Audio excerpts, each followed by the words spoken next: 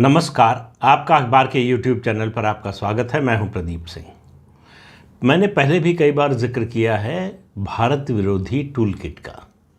आज फिर कह रहा हूं कि भारत विरोधी जो टूल किट है वो बहुत बड़ी मात्रा में सक्रिय हो गई और लगातार उसकी सक्रियता बढ़ती जा रही है और वो अपने नंगे रूप में धीरे धीरे सामने आने लगी है। राहुल गांधी जो बोल रहे थे लंदन में, जो अपील कर रहे थे अमेरिका और यूरोपीय देशों से कि वो भारत के जनतंत्र में, भारत के अंदरूनी मामलों में दखल दें, उसकी शुरुआत हो चुकी है।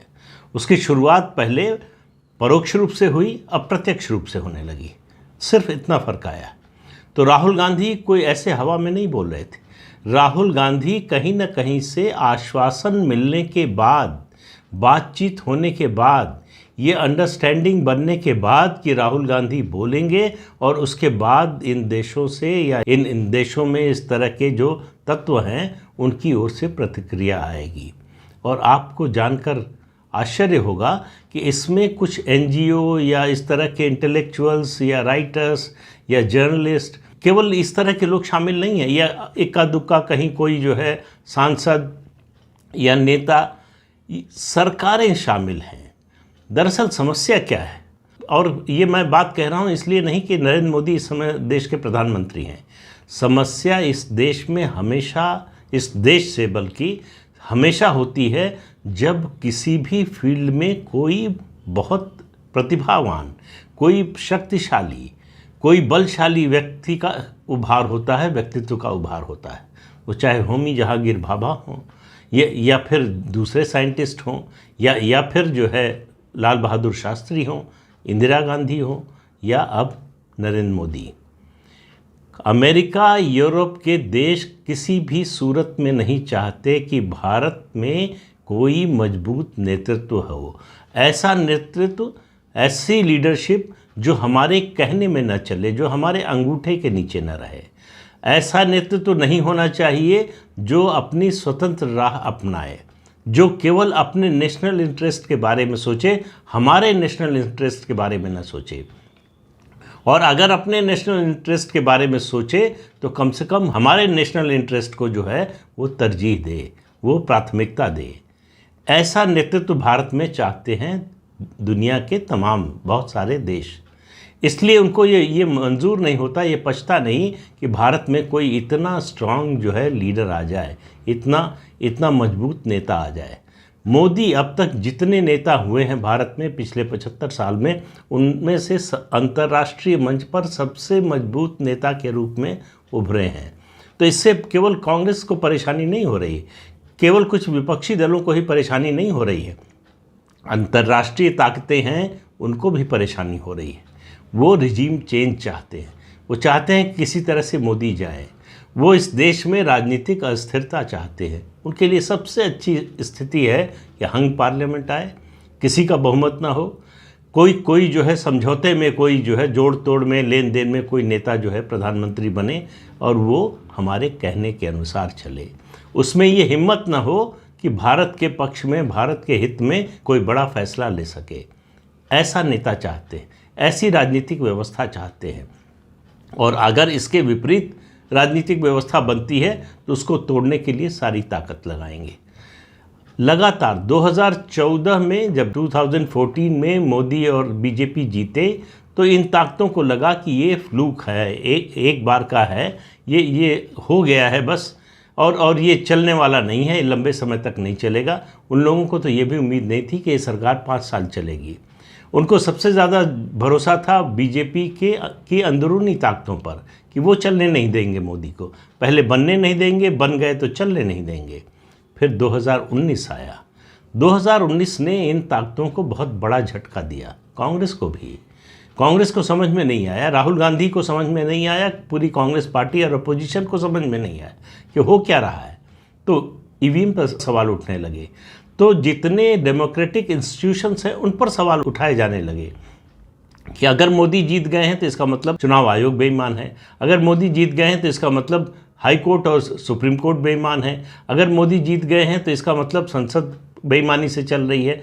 तो जितने भी इंस्टीट्यूशंस हैं उन सब को उन सब की क्रेडिबिलिटी पर सवाल उठा दो, उन सब की क्रेडिबिलिटी को मिट्टी में मिला दो, जिससे कहीं से भी मोदी का समर्थन हो, कहीं से भी मोदी का समर्थन से मेरा मतलब सही काम का समर्थन हो, तो उस पर सवाल खड़ा किया जा सके कि उनकी रेपुटेशन ही ऐसी नहीं है कि उनकी बात पर भरोसा किया जा सके। सूरत की एक अदालत ने फैसला दिया है मानहानि के एक केस में। दुनिया के किसी देश को क्यों मतलब होना चाहिए इससे? दुनिया के किसी देश की सरकार को क्यों मतलब होना चाहिए इससे? भारत में जुडिशरी कैसे काम करती है, न्यायपालिका कैसे काम करती है, ये पूरी दुनिया जानती है। भारत की न्यायपालिका कितनी स्वतंत्र है, ये पूरी दुनिया जानती है। और इस पूरे मामले में कहीं से कोई सरकार की कोई भूमिका नहीं नज़र आती। इसके बावजूद सवाल उठाया जा रहा है कि कैसे राहुल गांधी की, अब देखिए न्यूयॉर्क टाइम्स ने क्या इसको ट्विस्ट किया, उसने लिखा कि राहुल गांधी को संसद से निकाल दिया गया। सरासर झूठ है। राहुल गांधी को संसद की सदस्यता, राहुल गांधी को लोकसभा की सदस्यता के अयोग्य ठहराया अदालत ने, और अदालत के फैसले के बाद सुप्रीम कोर्ट का ये फैसला है, कॉन्स्टिट्यूशन बेंच का फैसला है कि जैसे ही कोई अदालत 2 साल से ज़्यादा की सज़ा किसी भी जनप्रतिनिधि को देती है, उसकी सदस्यता उस सदन की स्वतः समाप्त हो जाती है। उसमें सरकार को या जो है लोकसभा राज्यसभा सेक्रेटेरिएट या विधानसभा सेक्रेटेरिएट को कुछ करने की ज़रूरत नहीं है, केवल औपचारिकता पूरी करनी है। औपचारिकता के रूप में वो आदेश जारी करना है कि अब इनकी सदस्यता समाप्त हो चुकी है। उसके बाद बारी आती है चुनाव आयोग की कि वो उस सीट को खाली घोषित करे और उपचुनाव की घोषणा करे।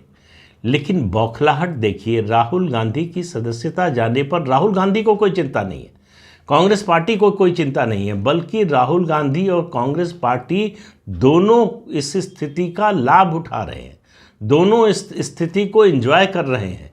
राहुल गांधी को 2 तरह की राहत मिली है। एक, संसद में कुछ बोलने से, संसद में बोलने का दबाव बढ़ने से, संसद में उपस्थिति को लेकर सवाल उठाए जाते हैं उससे, और दूसरा, उनको लग रहा है कि इससे उनको विक्टिम कार्ड खेलने का मौका मिल गया है।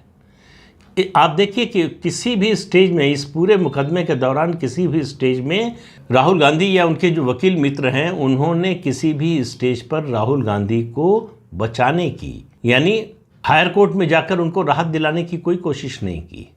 अब भी राहुल गांधी को नोटिस गया है लोकसभा की जो हाउसिंग कमेटी है उसकी ओर से कि उनको 30 दिन में मकान खाली करना है।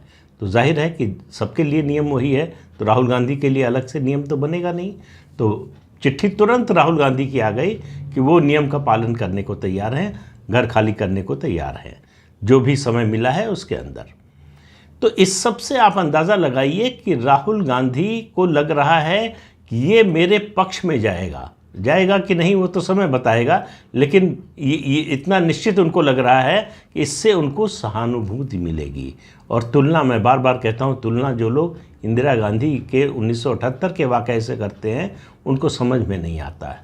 उनको राजनीतिक परिस्थितियों और राजनीति की स्थिति की दोनों की समझ नहीं है शायद, क्योंकि 78 2023 नहीं है, 2024 नहीं होगा। राहुल गांधी इंदिरा गांधी नहीं है। ये बात अगर किसी के समझ में नहीं आती तो वो एक बार नहीं 1000 बार उसको दोहराए, कोई फ़र्क नहीं पड़ने वाला है।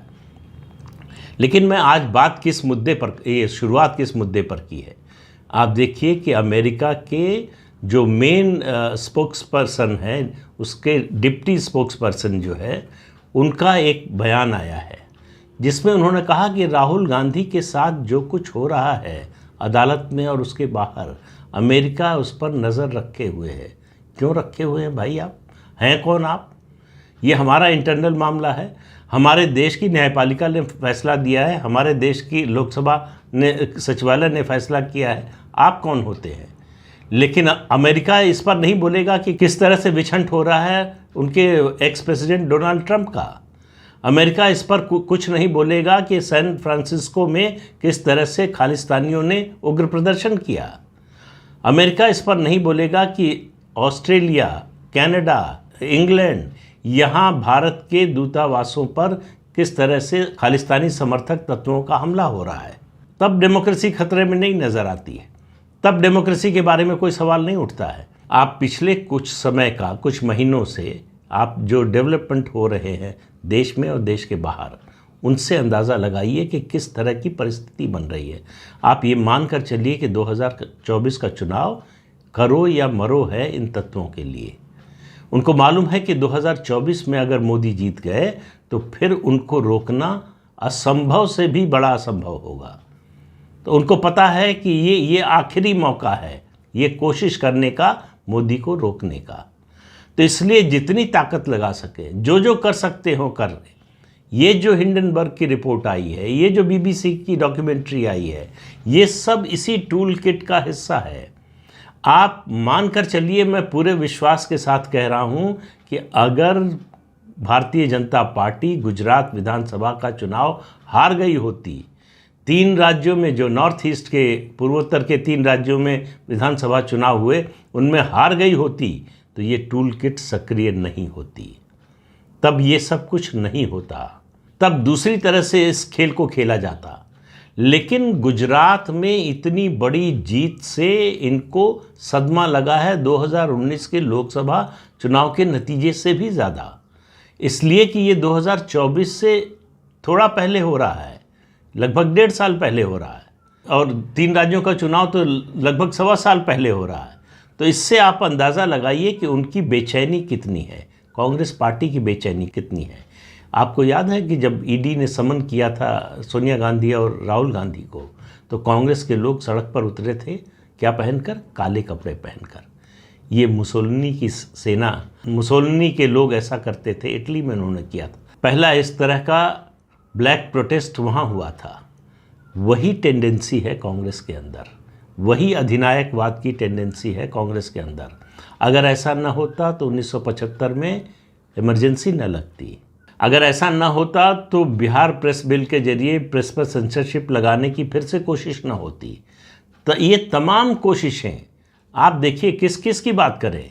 मैं इन बातों का जिक्र पहले भी कर चुका हूँ, इस पर वीडियो भी बना चुका हूँ, किस तरह से 1949 में 8000 महाराष्ट्रियन ब्राह्मणों की हत्या की गई, करवाई गई कांग्रेस द्वारा, कांग्रेस के नेताओं द्वारा, कार्यकर्ताओं के द्वारा। उसके बाद से सिलसिला लगातार आप देख लीजिए, चाहे दिल्ली का नरसंहार हो, भागलपुर का दंगा हो, अलीगढ़ का दंगा हो, मेरठ मलियाना का दंगा हो, 1984 का सिखों का नरसंहार हो, ये सब आप एक एक करके गिनते जाइए। कांग्रेस के रिजीम में आपको ये सब दिखाई देगा। और जम्मू कश्मीर में जो कश्मीरी पंडितों के साथ, हिंदुओं के साथ हुआ, उसको कैसे भुला सकते हैं? उस पर कांग्रेस ने कभी, इन सारी घटनाओं पर कांग्रेस ने कभी अफसोस जाहिर नहीं किया। लेकिन कांग्रेस डेमोक्रेसी की बात करती है, कांग्रेस की पहचान जनतंत्र के रक्षक के रूप में है, और भारतीय जनता पार्टी जिसने ऐसा कभी कुछ नहीं किया, वो जनतंत्र की भक्षक है। ये एक विमर्श बनाने की लगातार कोशिश चलती रहती है कि ये अधिनायकवादी हैं, ये फासिस्ट हैं, ये जनतंत्र में यकीन नहीं करते, ये जनतंत्र को ख़त्म करना चाहते हैं। पहले कहा जाता था कि ये अगर सत्ता में आ गए तो ऐसा करेंगे, फिर राज्यों में आए तो कहा गया कि नहीं, केंद्र सरकार में अगर सत्ता में आ गए तो संविधान को ख़त्म कर देंगे। केंद्र सरकार में सत्ता में आ गए तो कहा कि ये तो गठबंधन की सरकार थी, अकेले बहुमत मिल जाएगा तब ऐसा करेंगे। 2 बार अकेले बहुमत मिल गया, तीसरी बार भी मिलने जा रहा है। लेकिन वो अभियान, वो प्रचार जो है वो लगातार जारी है। तो ये जो टूल किट सक्रिय हो रही है, अमेरिका ने जिस तरह से भारत के अंदरूनी मामलों में दखल देने का प्रयास किया है, उससे आप अनुमान लगाइए कि कितनी बड़ी साजिश है।